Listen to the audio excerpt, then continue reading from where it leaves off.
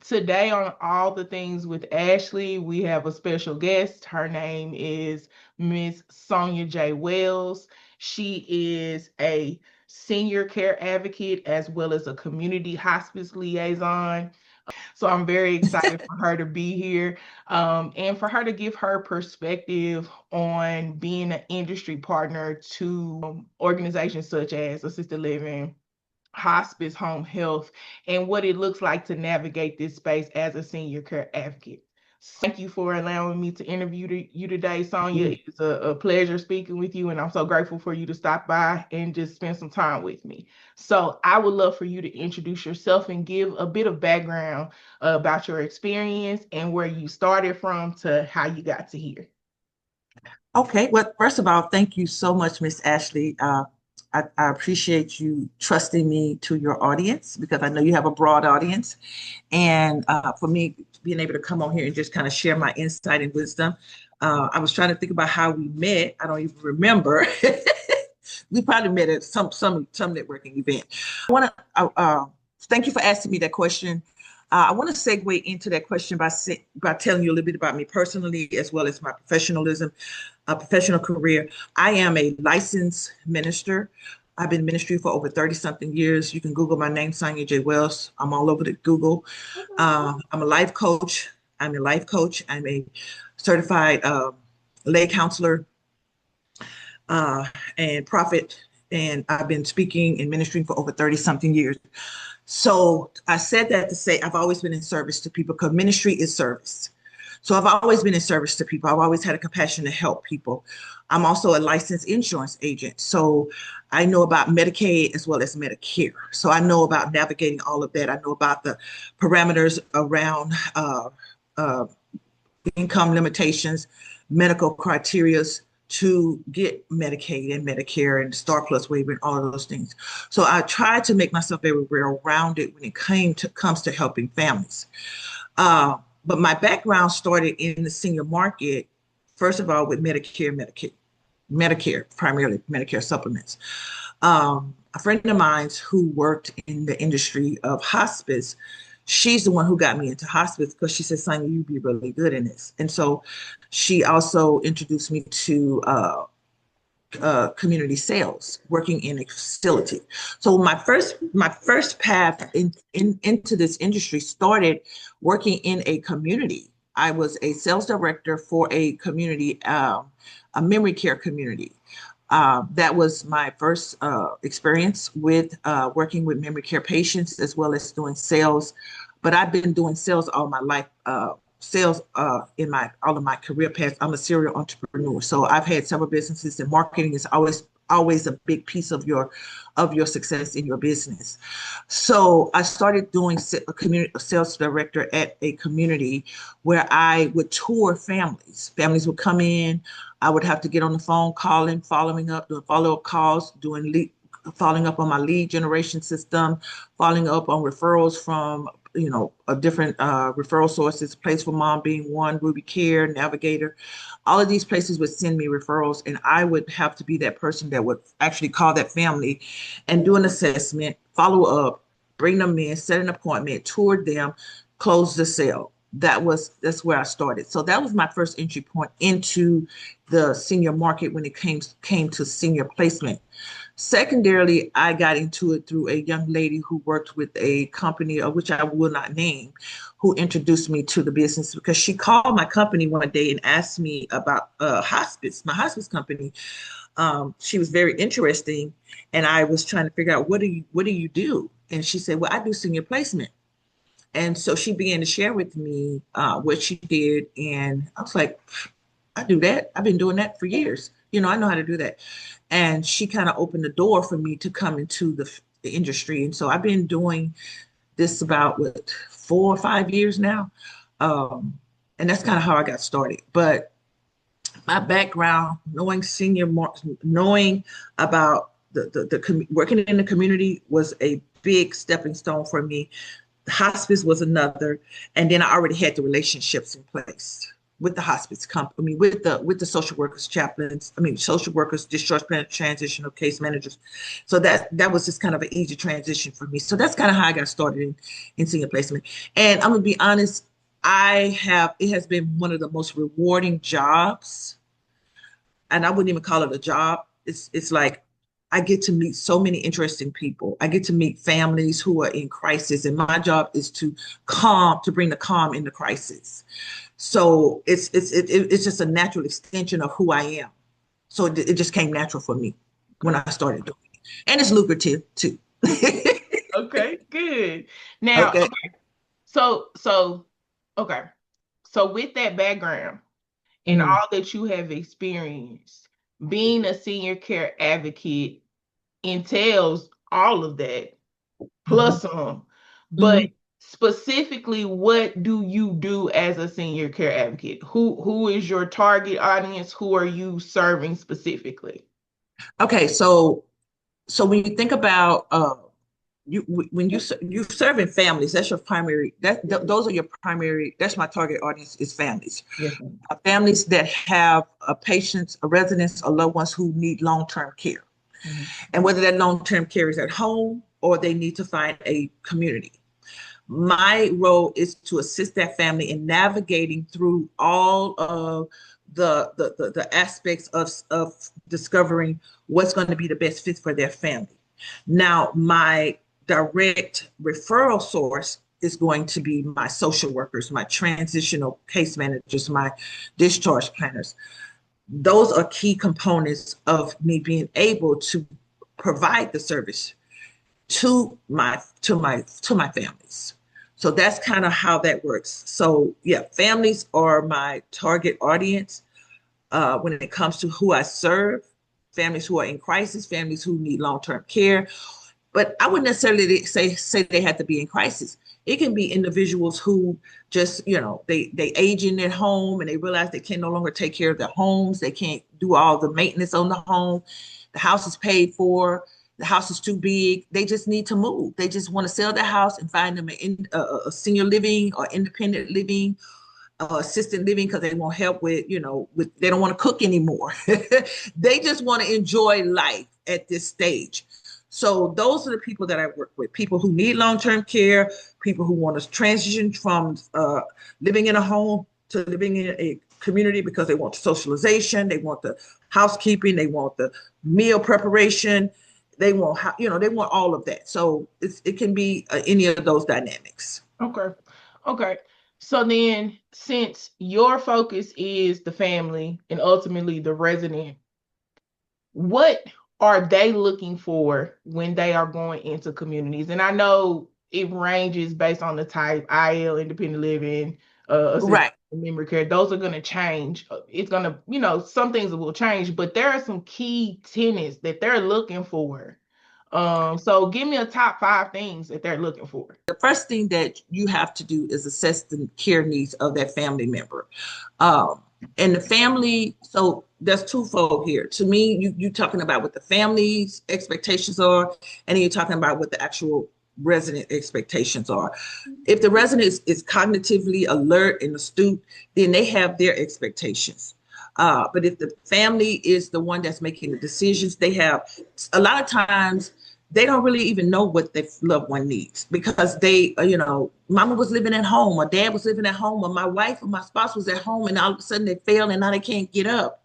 I'm being funny, but you know what I'm saying? They can't, they're not recovering, and they can't, or they've been with dementia and they've been living at home for a long time. And now the family realizes I can no longer take care of my spouse of 54 years.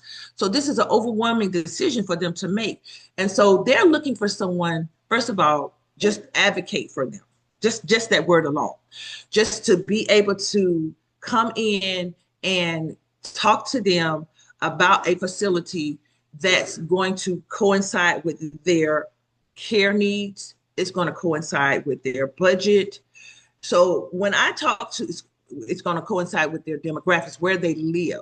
So those are some of the things. So when I first talk to a family, I don't just go in and start talking money. I go in and get to know the family. Okay, who's your husband? How long y'all been married? What did he used to do? What was his hobby? What does he like? What does he like to eat? And I have a whole assessment form that I fill out to find out who this family member is. Because this is I'm gonna use a wife and a spouse because those are the most challenging is a spouse, it's a couple. The children, they just want mom taken care of. But spouses, couples, those are the ones that have the most difficult time because now I've been taking care of this man all my life. Now I got to place him in a care home. I got to place him in a community. So they want to know, oh, you don't know how many times I've had to, and my background has been very beneficial as a counselor, navigate the denial, the guilt, the this and that of them having to transition their loved one. But the primary things that they look for is uh, finding the right fit. Does she need a memory care? Do they need assisted living? Do they need independent living? Which one is going to be the best fit and why? Finding out, understanding, that with residential care, a lot of people have a very negative perspective of residential care homes. They call them group homes. So they always just, as soon as you say residential care home, oh, you mean a group home? Understanding the different types of residential living, senior living that's out there. So my goal as an advocate is to educate them. First of all, my role is to give them a sense of comfort to know that I'm a trusted partner, that I'm not just there to just, take you out like a realtor and just dump you in a place. My role is to make you feel assured that where I'm taking you, is a trusted facility that has been rated and reviewed by myself as an advocate. Because a lot of times people just get on the internet and they just start typing and they put their name in these queues and they don't know that these are I don't know what to call them, but SEOs where you type your name in and then it just goes out to all these places. Now you got 20 people calling you who all they're going to do is send you a list. Yeah. They're not gonna do the work. So I kind of basically I evaluate the current living situation because sometimes if they're a couple and they're living at home together, they've been living at home together. He needs to go to a memory care, but maybe she needs to go to assisted living. So I evaluate the current living situation. That's another thing that I do. We always have to talk about their resources. I always use that term resources or a budget, because so I educate them on the cost of senior living, because senior living is very expensive. So I always educate them on what that is, because a lot of times they don't know the difference. They don't know the difference. They think that Medicare will cover long-term care. No, ma'am. No, ma'am. It does not. Medicare does not cover long-term care. They think that they can go into skilled nursing. And then they realize I have too many resources or I don't meet medical necessity.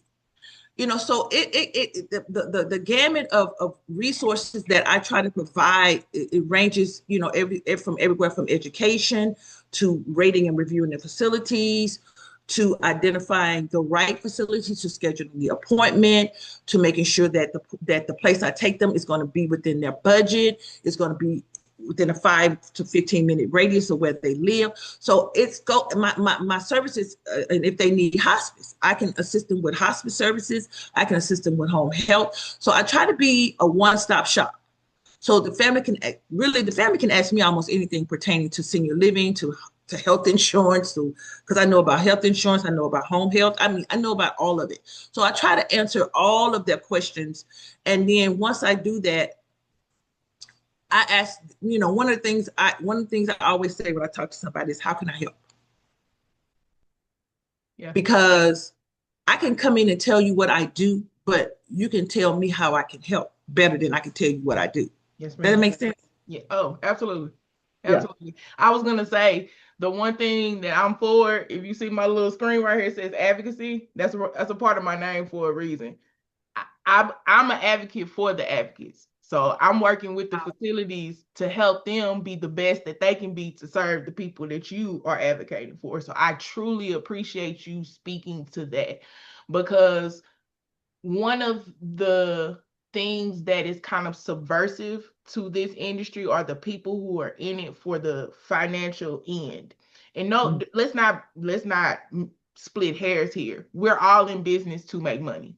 Exactly. That's That's it, period. Okay. But that's a key function of business. You doing the business with the people requires you to be an advocate and to care about them from whatever function or facet that you're coming in. Key word you just said. Yes, ma'am. Yes, Yeah, ma'am. no, I no, appreciate that. yeah. But do you know how many social workers that I've had to come behind a person who was doing what I do or supposed to do what I do, who just took the family, dumped them off at a place, and the family was devastated because they didn't get the care. They didn't take the time. Because before I send somebody anywhere, I'm going first because I'm not going to take my family to a place. I'm not going to send my family to go and look at a place, and I've never been there. I've never toured it. I don't know who the care needs are. I don't know what their ratings are with the state. I don't know if they licensed, unlicensed with the city. I don't know anything about them. But when you're just in it for the finances, then that's what you do. You just send the people anywhere and you don't care. You just know you're finna make a dollar. Mm-hmm. I can give you, I just had a lady who, make a long story short, this lady has been at 4 facilities. She's a 62-year-old woman. I could have placed her, but you know why I didn't place her? I didn't place her for 2 reasons. Number one, this lady has so much levels of care, but she had limited resources. And I knew that if I could have placed her at a building that would have been within her budget. But I wasn't going to do that to my residential care home because they would have been overwhelmed with her and the care level that she needed. The situations all the time where I turn them down, not because I can't make, it's not financially beneficial to me, but because it's not beneficial to the care home and it's not beneficial to the resident. So it's just not a good fit. So now, with that being said, your primary function is to serve the family and the resident and to help them find the proper placement and or care depending upon what they need. Okay. Absolutely. How do you what is your relationship like with assisted livings, home health, other agencies, hospice? How do you work for the family and with them, with the That's a, provider? that's a really great question. And this is where it's going to be beneficial to the residential care home owners out there to understand. Do you know how many people have residential care homes? That's the question you need to ask yourself. That's number one. Do you know how many people are walking in and out of these of these rehabs and these hospitals trying to get referrals? Tons of people every day. It is imperative that you understand that marketing is just simply the selling of a product or a service to your target market. The biggest part of marketing in this industry is relationships. Yes, ma'am. And I have had I don't have a lot of referral partners, but one of the things that I do as a senior placement advocate, placement specialist, hospice, community sales liaison is I try to be a resource to my social workers, my discharge planners, my case managers, because their caseload is often overwhelming. And you understanding the backside of this business in healthcare is critical because their job, okay, they trying to make money like you trying to make money like I'm trying to make money. So these people have so many days on their insurance. Mm-hmm. And when those days run out, they're trying to get them out their building. Mm-hmm. Primarily because they now become a liability, especially those who are on Medicaid or Medicare. They don't have resources to pay for private pay, or they have limited resources. They're trying to get them out the building. Mm-hmm. And so you become a referral source for them. You become that person that's the eyes and ears on the ground to tell them, okay, I have a great licensed facility over here in Duncanville. that I trust, that I know, that I've rated, I've inspected, I know that they can go. Oh, okay, let me call Sonya. She know where I can take my family. So when it comes to my referral partners, my job is to make sure that they trust me, to know that when I send a family out there or take a family, I don't send a family. I take a family there, that family is going to get the kind of care that they need. On top of that, the way you build those relationships is really critical, because you can't just go one time and think they're going to send you a referral. No, that's not going to happen. It's like whoever stays in their face the most and whoever they have developed a relationship with, that's who they're going to refer to when it's time. That part. Yes. Who's top of mind? Only that. Not only that, they have to see. I mean, for my referral partners that I have, they know me, they trust me, because they work hard, and they can't get out the building sometimes. And they, sometimes they don't have the means to communicate with every one of these families 24/7 all the time. So guess what? I become a liaison as well for them. So sometimes they'll say, Sonya, did you talk to Miss Smith? I was like, oh no, I have. She said, can you find out where she's at? Because I've been trying to call her, she hadn't called me back. Or can you? Or they'll tell me, I tried to call and let her know her mother got a numb knock, and it's time. Can we get her a place? I'll call the family. So they got me kind of backing them up, even though I don't even work for the facility, but they know I'm going to keep, I'm going to stay on top of it just as much as they are, to make sure this family is transitioning in a smooth way, in an easy transition. So my marketing is not just about promoting the buildings that I go to. Is promoting my care, my service, my support, my resources. That's what I believe they appreciate about me, the ones that I do work with. Now, when it comes to, I don't know, I'm gonna let you go ahead, and I don't know if you have the next question, but I was thinking about something I want to say, but I'll drop it into you. Okay. So no, go ahead, and then I'll ask my question after. Go ahead.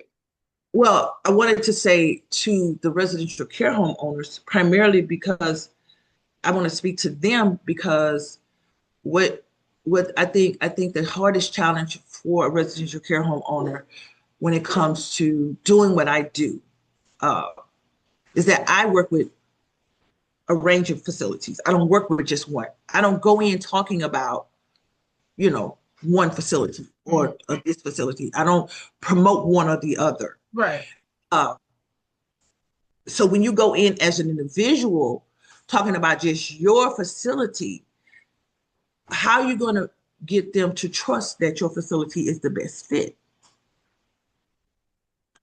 And not to say that they don't ever call individual in their specific facilities, but you got to think about, they have 20 residents that's discharging from their facility. Yours may not be the best fit, so they need to call someone who can have a range of options for them. Yes. Okay. Does that make sense? Yeah. Now, there are occasions where your facility may be just a perfect fit, but is it going to be top of mind to them? No. It's not. Because so you're not in a negative way, but you are the go-between. You are the medium. And I mean that in the best way. You come in to facilitate, arbitrate, mediate, however you want to call it, the actual transaction, so to speak, of getting this person from A to B, and to smooth that out so people are not having to exhaust all of their resources from a personal perspective, but also the staff people at the hospitals or the social workers. So you're providing that key service that other people don't have to put into their lexicon of knowledge, so to speak. Like, that's too much. Let me just call Sonya. Yeah, right. Basically, I kind of act that, like you said, the word advocacy. I would say liaison as well, so that that the social workers and the families don't have to try to figure out and navigate all the aspects of what it takes to transition a loved one from a rehab or from a hospital to a residential care home or to a large assisted living or independent living. So yes, it's basically, and I think to speak to the residential care home owners again, I think the more that you know, and I'm gonna put, okay, the more care levels that you have when it comes to, so if you have a nurse on staff, that's key. Mhm. If you have PTOT relationships with companies that do PTOT, that's key. Because when they send that patient home, they want to send them home either on PTOT or they want to send them home on hospice. They want to know that this patient is coming to your community and they are getting basically you a mini skilled nursing home. Mhm. They're getting everything that they need. So So hold on. Let's clarify so we don't confuse people. The assisted living facility would be the liaison at that point. So the assisted living facility is offering the residential care component in ADLs. The hospice company, the nurse, the DME, though DME is durable medical equipment. Those yeah, companies are coming in from a third party perspective to offer service to that resident that assisted living facility doesn't have the authority or regulatory power to do. okay, right, Yeah. exactly. Yeah, that's good. Yeah, thank you for clarifying that. If you're going to go into a building, whether that's a skilled rehab, a hospital, just understand that you're competing with a lot of other people, whether that's a placement advocate like myself, or you're dealing with other people that do what you do, have residential care homes. So you got to do something to set yourself apart. Okay. When you go in, one of the things that I do, and because like I said, I've been in sales all my life. When I used to do life insurance, health insurance and life, I used to do employee benefits. So I would have to get on the phone and I would look up, have a list of, 100 calls. I would literally do 30 calls an hour, and I would do that for 3 hours a day. And I would call and I would schedule appointments. See, a lot of times people just walk in a building, and I do that too. But if I walk in the building, I'm walking in the building with collateral, pen, a coffee cup, or something. I'm not expecting to see nobody on my initial visit. That's not going to happen. But I'm leaving something and I'm getting a business card and I'm saying, hey, can you let Rachel know that I dropped this off for her and I'm going to call and schedule an appointment. And then I call and I said, I'm calling, schedule an appointment to see what would be a good time for me to come by and visit with her. Mhm. Now, she probably not going to answer you the first 3, 4 times. I'm serious. You're going to have to keep calling and keep calling and keep calling. And you're going to have to keep going by and just say, hey, I just came by. And then a lot of times they'll say, well, did you email? I emailed.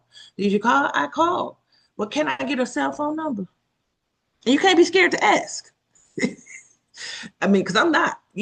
So you have to be not aggressive, but you have to be assertive to the point where if you want this business, because I promise you, I'm gonna tell you something. I'm gonna tell something right now about a young lady that I sent a lot of business her way.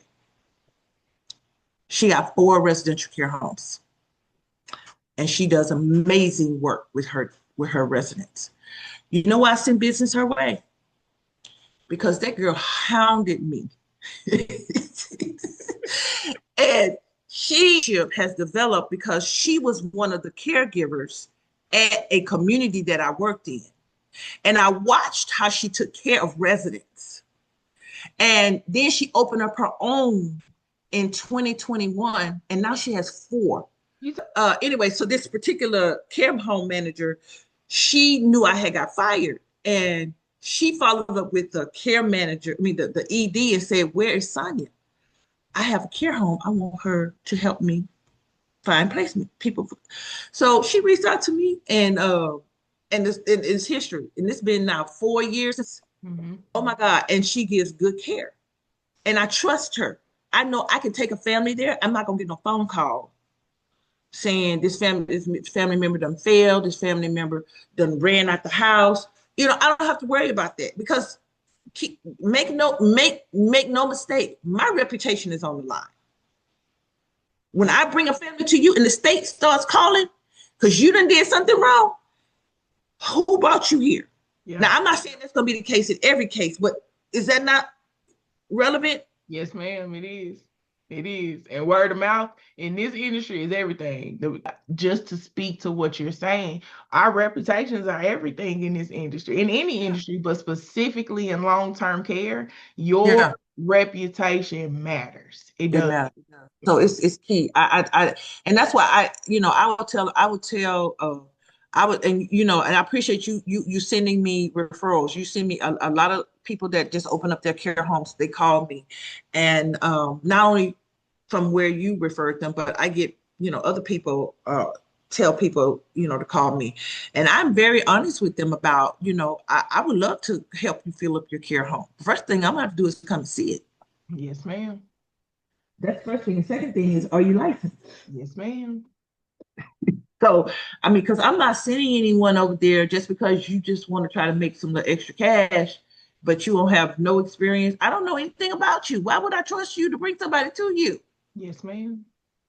Like, you got to prove yourself. And I always tell them, if you're licensed, that's great. Good. Get one patient on your own. Mm-hmm. And then let that patient family write a review about you. Mm-hmm. And then we can see, can we work together? Are you trustworthy? Mm-hmm. Do you have stable caregivers? What services do you offer your families that make your family feel like they can trust you? You as a residential care home owner, you need to, the person you need to really market to is people like me. And and I don't ask TT to do anything for me. She'll just call me and say, Sonya, can I take you to lunch? Or Sonya, you want to go get your toes and nails done? She bought me she asked me, it was my birthday, and she asked me what did I want for my birthday. And I say, what's my budget? And she just bought me this very, very, very useful tool. It's called a Remarkable, and I don't have to tote any papers ever again. Yes, But ma'am. my point is, I'm the person that most of these residential care home owners, you need to find you a person that you can build a relationship with, that you can trust. That they trust you, and they believe in you, and they know you're going to give good care. They need to be in and out of your building, out of your house, and they know, okay, how are you doing? How are you treating your families? How your actual, not your residents, but how do your family members engage with you? How do your residents engage with you? Are you just the owner? Who's your care manager? Who's in that building? Who's putting their hands on these residents every day? I'm watching her, how she hug and love on her families, on her residents. I'm watching how her families, if I bring a tour there, how they voluntarily just start talking about the care that she gives. She don't even have to solicit it. That's what I'm talking about. That's the kind of place that I want to take my residents. Mm-hmm. So Mm-hmm. yeah. So, okay. So you gave a lot of good information. One thing that I think that a lot of people fail at is the touring. When they're showing their homes and how to properly set that up and how to properly show a home, even from a perspective of someone who's owned and sold a home. You got to present that home a certain way. You got to make it look and present it as a place that people want to come, that's inviting, that's well manicured and taken care of. So talk about touring. Talk about that. Oh my God. Yes, that is so important. Let me just put this piece in here.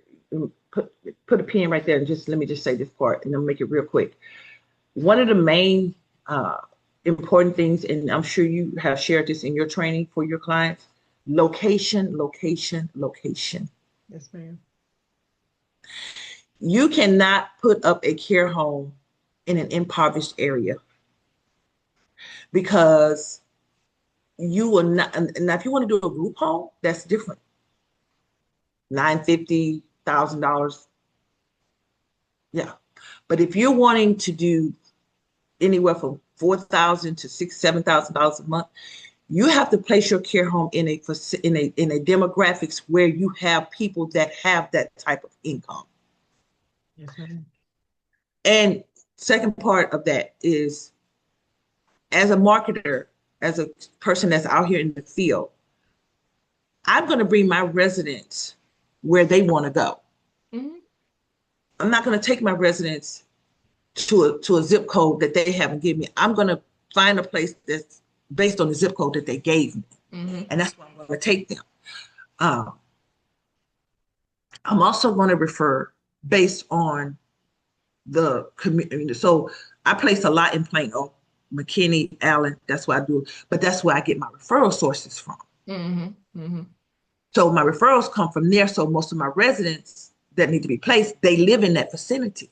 So when you're considering opening up a residential care home, you need to look for skilled rehabs around you. You need to look for hospitals around you. You need to look for senior living centers around you.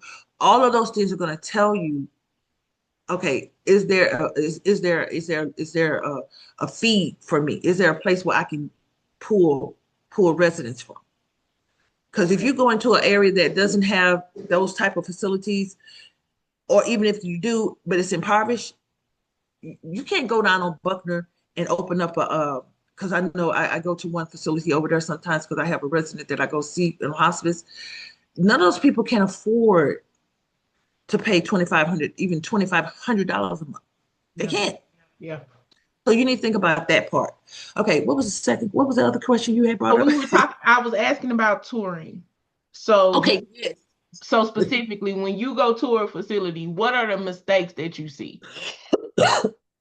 So honestly, that is one of my biggest concerns with when I take a family to tour, because I can love the home, have already toured the home myself, did an inspection, and because they keep calling me and say, Sonya, can you please bring me a patient? I'm doing my best to try to help them. I'll take them a patient, but they don't know how to tour. And I'm embarrassed because I'm just like, oh my God. But I Yeah. don't show it. I'm just like, okay. So one of the biggest mistakes I think that a care home manager makes, because we know your expertise is in caring for your residents and understanding the regulations and all the, stipulations that you have to meet when you come in and bringing somebody to your home, especially if you're licensed. But one of the main things that I think they make the mistake of, they just bring the patient, they bring the family in and they immediately start walking them around the house. They just immediately start walking them around the house. They don't talk about, they don't take them and sit them down. They don't take them and learn about the resident. They don't talk about the care needs. They don't talk about, who this person is. They don't ask them any questions about what kind of, have you an assessment form, and actually have a bullet outline of what questions you need to ask every time a patient comes, and what pain points you can solve for that family. And then the next step is this, the next step is this, the next step. When I used to tour families, I knew everything I was going to do from the time they got there to the time they walked out the door. I knew about the closing aspect, because there's a closing aspects of that as well. It's not just you just coming to me and you think they're going to come back because you just, your house is beautiful. No, they got plenty of places to go. So not building a rapport is one of the main things that is detrimental to me, to a residential care home. Mm-hmm. But if you know you are not engaging, you know that you don't know how to build that rapport, then let somebody else do your tours. You know, all the other aspects of it, so when you build that rapport, you find out what their care needs are, you find out, you don't talk about money or budget until the end, Mm-hmm. Mm-hmm. Mm-hmm. because you don't know what their care needs are. You can't just, that's the first thing. Presentation. When it comes to how your house needs to aesthetically look beautiful, warm, welcoming. It should not be dark with gold painted walls gold or brown or black. No, your wall should be white or either a soft gray, and it should be very life-giving when you go into a home. I have decorated one of the homes for this particular person because she asked me to, because she came to my home and she said, Son, your house is so beautiful, you decorate it? Yeah. So she asked me to help me decorate one of her care homes, and now her care homes are across the board, they all look the same. Mm-hmm. So aesthetically, you got to think about these. This is going to be somebody's home. Yes, ma'am. And so you have to make it look like what life giving. What do you want that house to represent? Hmm. You want them because this is their life. This is their age. They're going to age in place here. Yes, ma'am. Yes, ma'am. Secondly, Yes, ma'am. smell, smell, Yes, ma'am. smell. Yes, ma'am. If I walk into your house and the first thing I smell is poop and urine, we got a problem. Yeah. But not only that, stale smelling food. I walked in. I made the mistake one time of not going to a house before I went. I walked into that house. I didn't even get probably 10 steps in. I turned my family around. I said, we're not going here. I turned them around at the door because the smell hit me in my face. Mm. So that is important. You cannot, I mean, I know there are shifts where you change. They go, they poop, they pee, they do, and so there's shifts. So those are the times you should be like when I used to tour in the building, I used to go and tell my caregiver, I said, I'm about to bring a tour in. Can y'all make sure it smells fresh and clean in here? So you need to know if you call me and I tell you I'm bringing a person to your house, you need to make sure it smells good. You need to make sure all the stuff is out in the garage or wherever. Do not have the house just reeking of feces and urine. It's like, oh my God, that is horrible. That you I mean, it speaks for itself. As a former surveyor, that's an indication of several things. Infection control is one of them.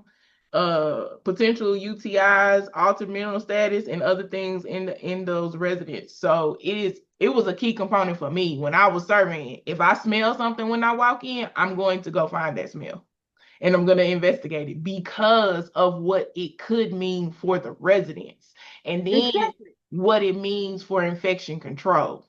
Wow. Yeah. Really? Yes, ma'am. Yeah, because it shouldn't. I mean, no one should be sitting in their feces or their urine over 30 minutes.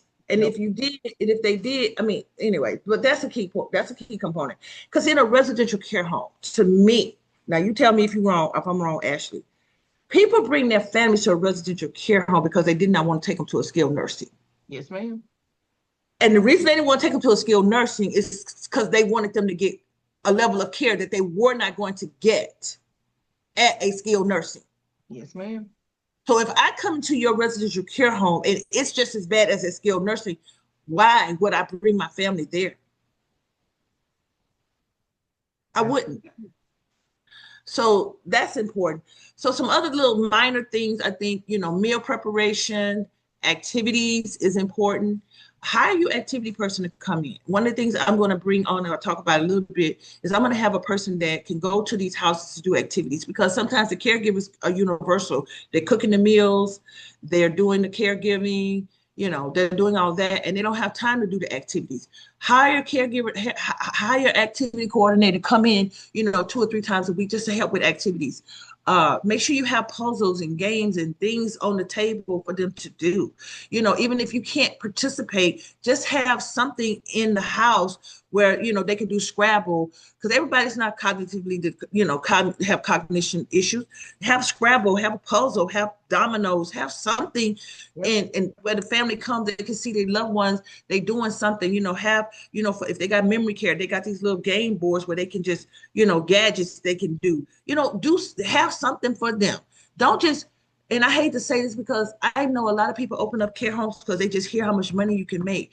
No, I'm telling the truth. These are people lives. Yes, ma'am. At the end of their life. Yes, ma'am. And their family member is entrusting you to care for them.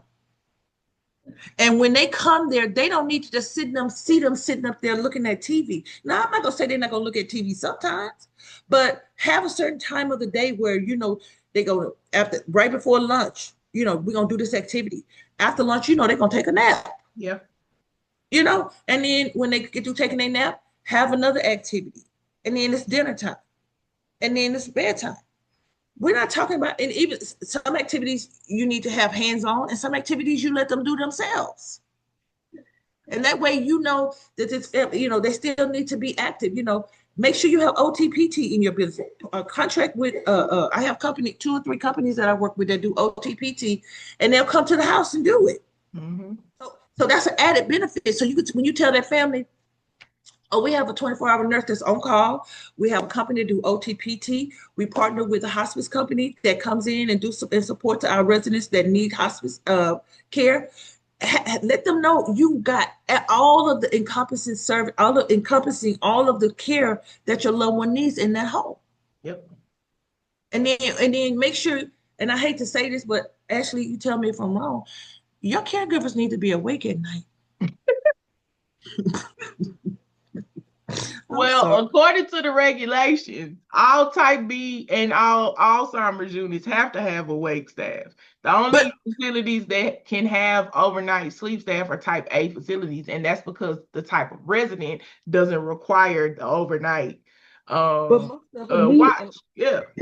But don't you think I don't want my family going somewhere where I know you sleep at night? Well, again, type A is for people who have more cognitive ability. Yeah. They don't have the same level of ADLs, and they don't need anyone to assist them when it comes to things like egress in case of an emergency. So the cognitive status is there where they Okay. don't need that type of care. So that's a type A. Okay. But everybody, And type type B. type B Alzheimer's, you first of all, you're not supposed to have sleep staff at night. They supposed to be awake. That's what the regulation says. I know. Yes, ma'am. And I know some facilities, they sleep at night. They sleep. They're asleep. And that's not good. Yeah, And no.